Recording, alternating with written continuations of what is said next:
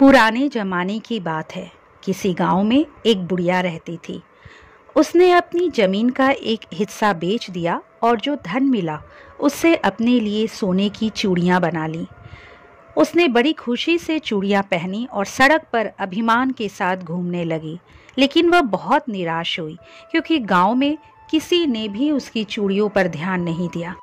अंत में उसे एक युक्ति सूझी। सुबह उठते ही उसने अपने घर में आग लगा दी। जब आग की लपटें ऊंची उठी और हाहाकार मच गया तो गांव वाले उसके घर की ओर दौड़े। वो जलते हुए घर के आगे विलाप कर रही थी।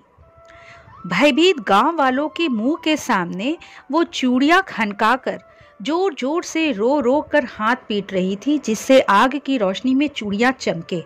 वह रोती हुई बोली, हाय मेरा भाग्य, हे भगवान, क्या आप मेरी दशा नहीं देख रहे? हर बार चिल्लाते हुए वह अपनी बाँह किसी न किसी पर जोर से रख रही थी ताकि कोई भी स्त्री पुरुष उसकी चूड़ियां देखने से न रह जाए। पर किसी ने उस पर ध्यान नहीं दिया, बल्कि सब उसके घर के बारे में बात कर रहे थे और उसके प्रति सहानुभूति व्यक्त कर रहे थे। आखिरकार आग बुझाई गई। बाद में बुढ़िया को अपनी चूड़ियां बेचकर घर की मरम्मत करानी पड़ी। कुछ दिनों बाद अपने मन की शांति के लिए वह एक महात्मा के पास गई।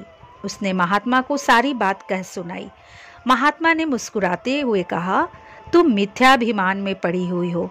तुमने उस चीज के जरिए अपनी पहचान बनाने की कोशिश की जिसका सिर्फ तुम्हारे लिए महत्व है, दूसरों के लिए नहीं।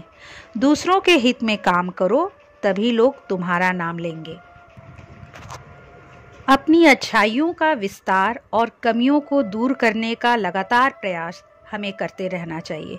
हम जितना खुद को निखारने की कोशिश करते हैं उतना ही हम दूसरों के लिए स्वीकार्य होते जाते हैं। लेकिन दूसरों की नज़र में अच्छा बनने के लिए झूठा दिखावा करना आपका नुकसान करता है। इस दिखावे की आपको बड़ी कीमत चुकानी पड़ सकती है। ऐसे दिखावे के संभावित खतरों को जान लेना जरूरी है ताकि आप दिखावे के फेर से बचे रहें। दोस्तों, यदि ये प्रस्तुति आपको अच्छी लगी तो इसे लाइक कीजिए। मेरे चैनल को अगर अब तक सब्सक्राइब नहीं किए हैं तो प्लीज़ सब्सक्राइब कर लीजिए। अगली बार एक नए विषय के साथ आपसे फिर मिलेंगे। नमस्कार।